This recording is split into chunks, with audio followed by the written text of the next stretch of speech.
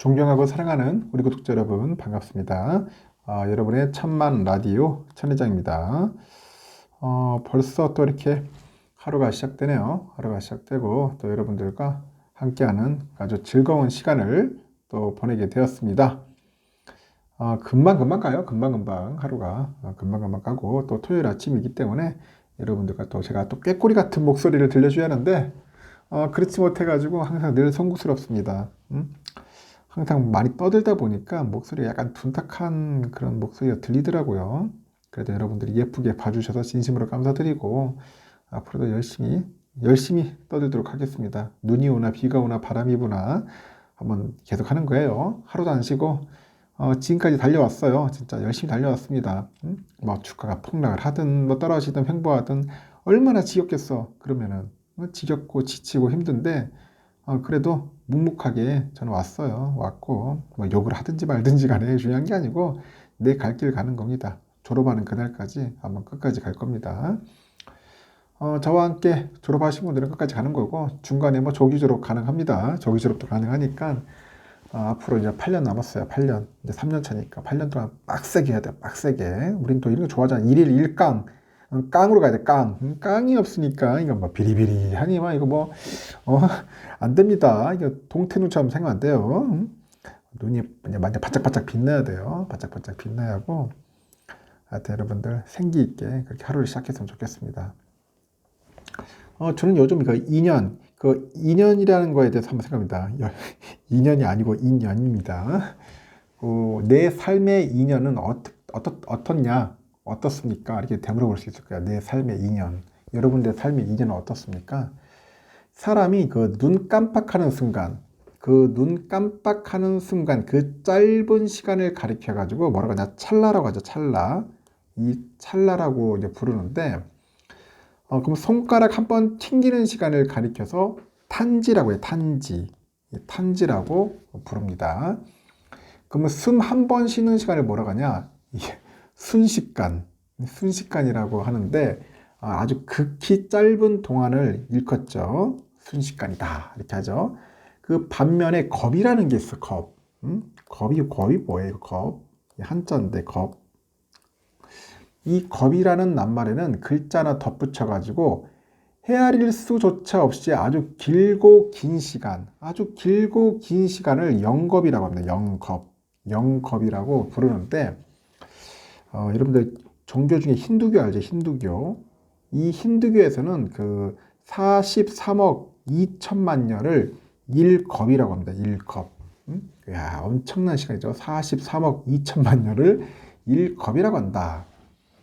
그 지붕의 낙수라는 게 뭡니까? 떨어진 물방울이죠. 그 지붕의 낙수가 집 한 채만한 바위를 뚫는 시간을 뭐라고 하냐? 일겁이라고 하네요. 일겁.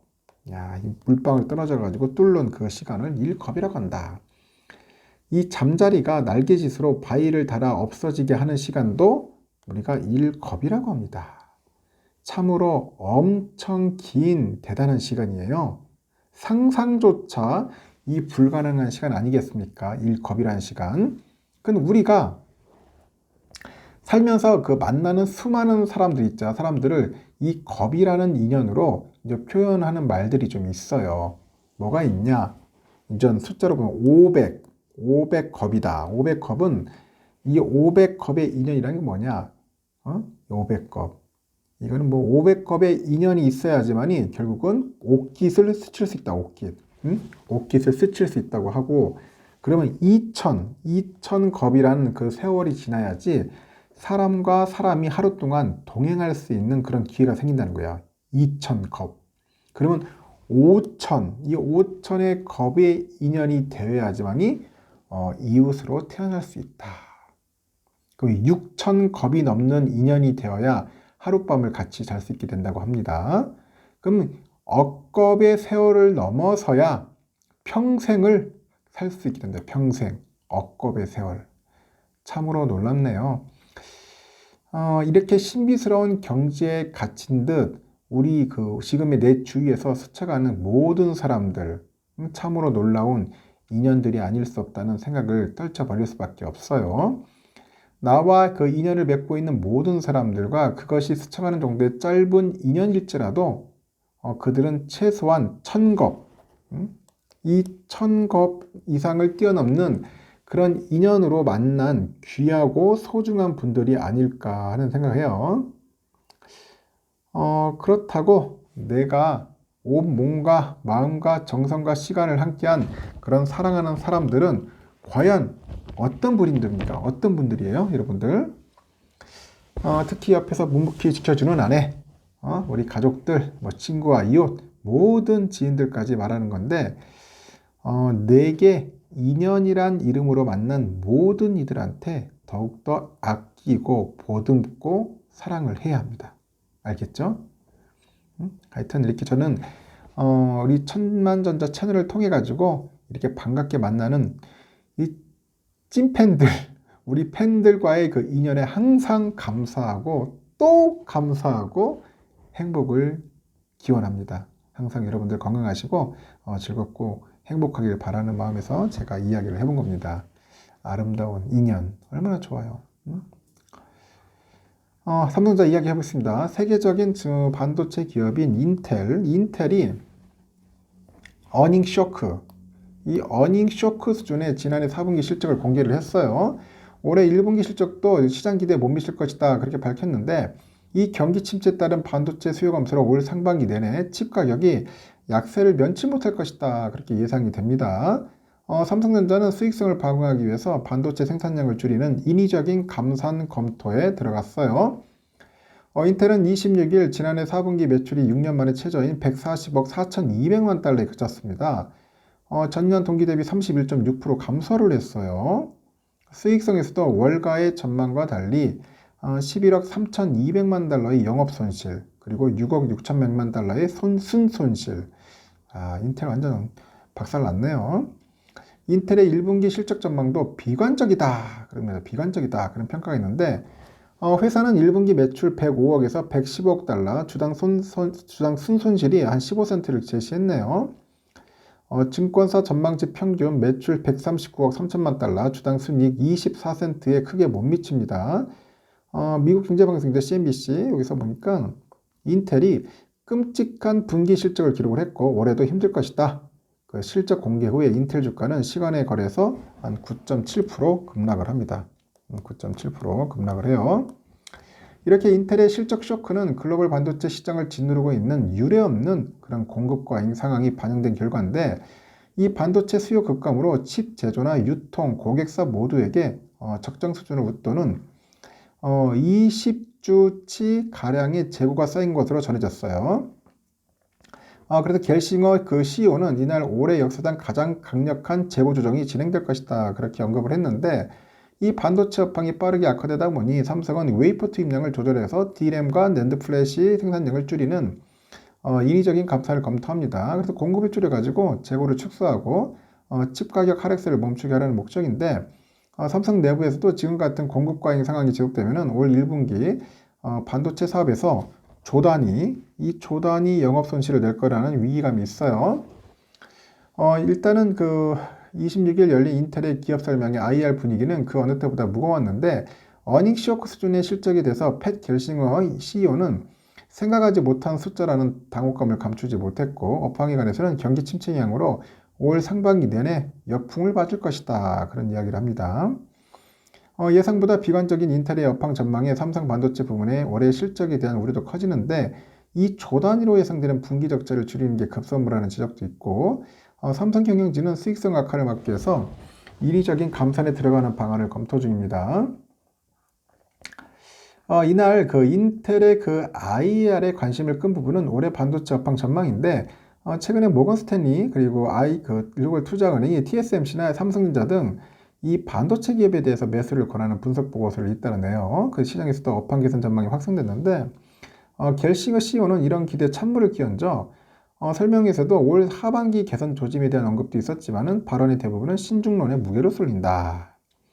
하여튼 현 상황을 유례없는 공급 과잉이라고 표현했어요. 또 시장 상황이 단기간에 개선되지는 않을 것 같다. 주요 반도체 수요처인 PC죠. 이 PC 시장의 불황이 상당 기간 지속될 거라는 것 같아요. 이렇게 인텔이 전망한 올해 PC 출하량은 2억 7천만에서 2억 9천5백만 대인데 겔싱어 CEO는 PC 출하량은 예상 밴드의 하단에 가까울 것 같고요. 더 신중한 견해를 밝힙니다. 올 상반기 서버용 칩 수요에 대해서도 전년 동기 대비 부진할 것이라고 분석을 하고 이렇게 늘어나는 반도체 재고도 골칫거리예요. 수요가 급감하면서 제조사뿐 아니라 유통사에도 적정 수준의 재고가 쌓이는 것으로 알려져 있는데 현재 삼성의 재고 수준은 30조 원, 하이닉스 15조 원 안팎입니다. 그래서 업계에서도 반도체 기업들의 현금 흐름을 유지하기 위해서 재고를 헐값에 넘기면서 실적이 더 악화될 것으로 보고 있습니다. 반도체 업계에서는 비관적인 전망이 인텔에만 해당되는 것은 아니다라고 보고 오는 31일 기업 설명회를 앞둔 삼성에 대해서도 우려하는 목소리가 좀 있습니다. 삼성은 지난 4분기에 5천억 안팎의 영업이익을 기록했을 것으로 보는데 이 디램하고 낸드 플래시 가격이 급락을 해요. 급락을 하면서 이 메모리 사업부는 이미 적자 국면에 진입했다는 그런 이야기도 있고 삼성의 올 상반기 반도체 부문 실적에 대한 시장 전망은 부정적인데 하여튼 증권사들은 삼성이 반도체 사업에서 1분기는 1조, 2분기는 1조 5천억 안팎의 영업적자를 낼 것으로 보고 있습니다. 하여튼 삼성의 경영진은 그런 인위적인 감산의 검토에 들어갔다고 하는데 인위적인 감산은 그 웨이퍼 투입량을 조절하거나 최악의 경우 라인을 멈춰가지고 생산량을 크게 줄이는 것을 의미하죠.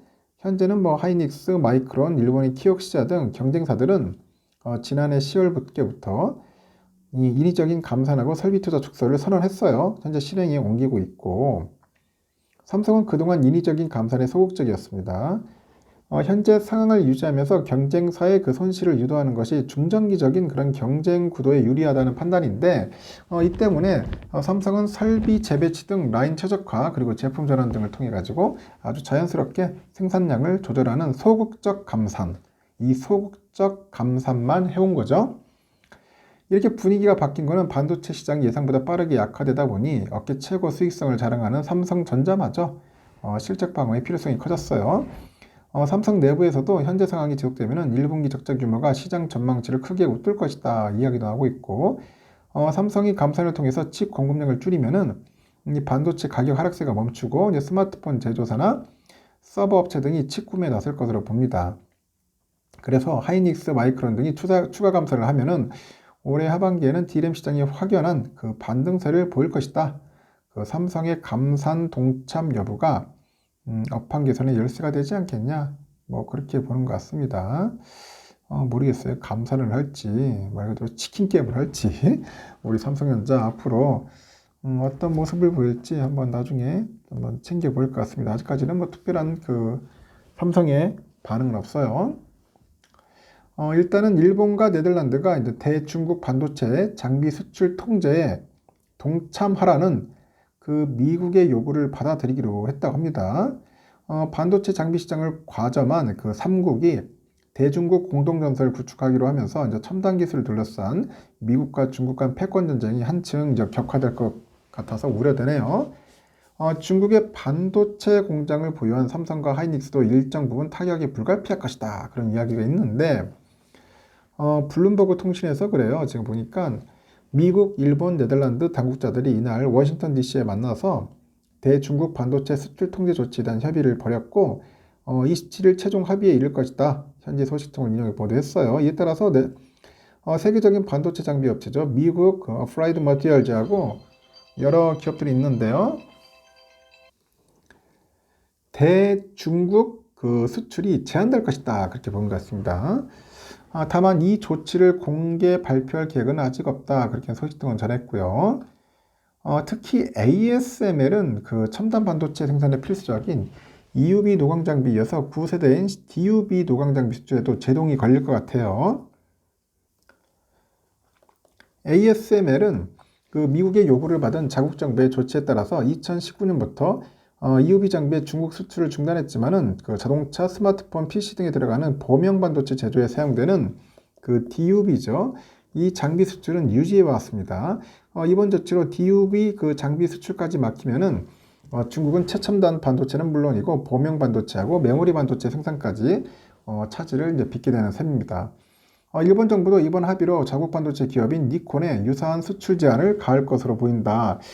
블룸버그는 그렇게 전했고 이 3국 간 이번 합의는 미국이 지난해부터 추진해온 대중국 반도체 장비 수출 통제 효과를 극대화하기 위한 것인데 미국은 지난해 10월 18나노 이하의 D램하고 128단 이상 낸드 플래시 14나노 이하의 로직칩을 중국에서 생산하는 기업에 첨단 반도체 장비를 판매하려는 미국 기업은 수출 허가를 받도록 하는 내용의 수출 통제 조치를 발표한 데 이어서 일본과 네덜란드에도 동참을 요구했습니다.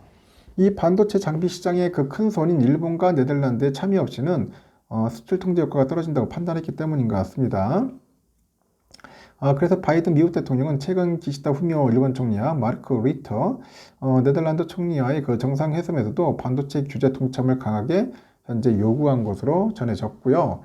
다만 이 같은 조치가 중국의 반도체 굴기를 꺾을 수 있을지에 대해서는 평가가 엇갈리는 것 같아요. ASML의 그 페트로 베니크 CEO는 최근에 미국의 수출 규제는 중국의 자체 반도체 장비 개발만 촉진시킬 것이라고 이제 비판하기도 합니다. 한편 일본과 네덜란드의 그 조치가 실행되면 삼성과 하이닉스의 그 중국 공장도 장기적으로 타격이 불가피할 것으로 예상이 되는데 미국은 수출 통제 조치와 관련해서 삼성과 하이닉스, 대만 TSMC의 그 중국 소재 공장에 대한 규제를 1년 유예한 상태예요. 하지만 그 DUV 장비까지 수출 통제 대상이 되면은 중국 공장으로의 장비 반입이 더 까다로울 수밖에 없겠죠.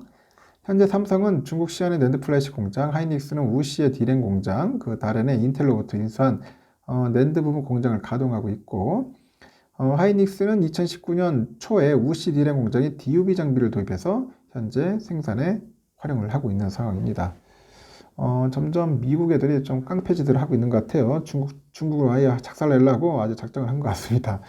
조금 좀 힘들어질 것 같고, 삼성과 LG전자가 이제 성과급 지급 방안을 확정을 했는데, 삼성전자는 반도체 사업을 담당하는 DS 부분 직원들한테 성과급으로 연봉의 절반을 지급합니다. LG전자는 연간 흑자를 달성한 VS 사업본부의 기본급의 550%, 많이 주네. 550%의 성과급을 준다. 삼성은 DS 부분에 올해 그 초과 이익 성과급 OPI라고 하죠. 이걸 연봉의 50% 확정했다고 밝혔습니다. 이 OPI 지급률은 모바일 경험 MX 사업부가 37%, 네트워크 서버가 27%, 영상 디스플레이가 24% 결정을 하는데 생활가전 사업부하고 의료기기 사업부는 가장 낮은 수준의 연봉의 7%를 OPI로 받게 돼요. 경영지원본부는 전체 사업부 OPI 지급률의 평균치로 OPI 지급률이 책정됐습니다.